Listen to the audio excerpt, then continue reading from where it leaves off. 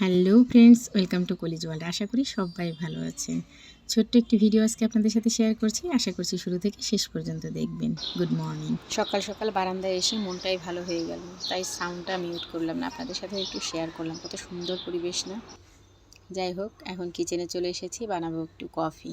তো সুজিতের জন্য বানাবো, আমার জন্য বানাবো। আজকে জোর করে ধরে খাওয়াবো। যাই হোক, কফি একদমই খেতে চায় না, শুধু র চা খায়। তো আজকে বলেছিলাম আমাকে কফি খেতে হবে।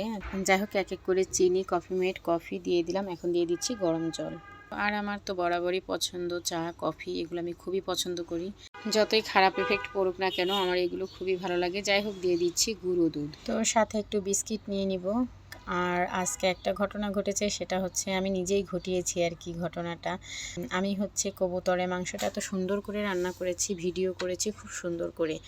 তো ভিডিওটা কিভাবে যেন ডিলিট হয়ে গেছে। এই যে কবুতরের মাংস নিয়েছি, এখানে রান্না করব। তো রান্না করেছি খুব সুন্দর করে, কিন্তু পুরো ভিডিওটাই আমি কেন জানি ডিলিট করে দিয়েছি। মানে ওই যে অনেক সময় হয় না, আগের ভিডিওগুলো ডিলিট করে দেয়, তো আমি ওটা বুঝতেই পারিনি। যাই হোক, কিছুই করার নেই। এখানে বাবুর খিচুড়িটা নিয়ে নিয়েছি, মাছ ভাজি দিয়েছি, সাথে ডিমের কুসুমটাও আছে। আজকে আরেকটা মজার আইটেম রান্না করব, সেটা হচ্ছে সরিষা পটল। আর সরিষা দিয়ে পটল রান্না সবাই হয়তো জানেন, সবাই হয়তো কম বেশি করেন। তো আমি কিভাবে করি সেটাই আমি আজকে আপনাদের সাথে শেয়ার করছি। তো পটলগুলোকে একটু হালকা করে তেলের মধ্যে ভেজে নিলাম, তারপর লবণ হলুদ দিয়ে দিলাম, লবণ হলুদ দিয়ে আবার একটু ভেজে নিলাম।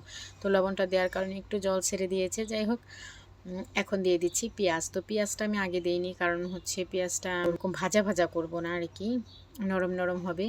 তো পটলের সাথে খেতে খুব ভালো লাগে। কাঁচামরিচও দিয়ে দিয়েছি অলরেডি। তো কাঁচামরিচ দিয়ে পেঁয়াজ দিয়ে ভালো করে কষিয়ে নিচ্ছি।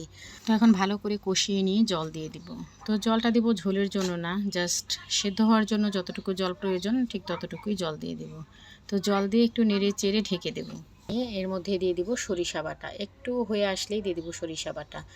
যাই হোক, এখন প্রায় হয়ে গিয়েছে, এই যে ভাজা ভাজা করে ফেলেছি পুরো।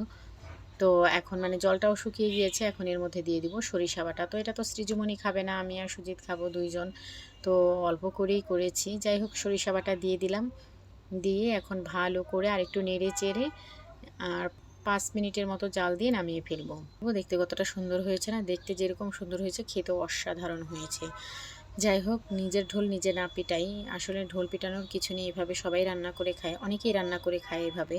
তো তারা বুঝতে পারবে অবশ্যই এটা কতটা টেস্ট হয়। যাই হোক, যদি কেউ খেয়ে থাকেন তো খেয়েছেন, না খেয়ে থাকলে একবার এভাবে বানিয়ে খাবেন, দেখবেন অসম্ভব মজা লাগবে। যাই হোক, এই তো পাট শাক রান্না করেছিলাম আর সরিষা পটল, সাথে ছিল কবুতরের মাংস আর আমের টক, দিয়ে দিলাম এক টুকরো লেবু। এই তো আসলে সাজিয়ে গুছিয়ে সবসময় পরিবেশন করতে আমি ভালোবাসি। আমার ভালো লাগে কেন জানি, মানে মনের একটা প্রশান্তি, দেখতেই খুব ভালো লাগে। আর এই যে আমার মেয়ে আর্ট করেছে, কেমন হয়েছে বলবেন। আপনারা সবাই ভালো থাকবেন, সুস্থ থাকবেন। আজ এ পর্যন্তই, বাই বাই, টাটা।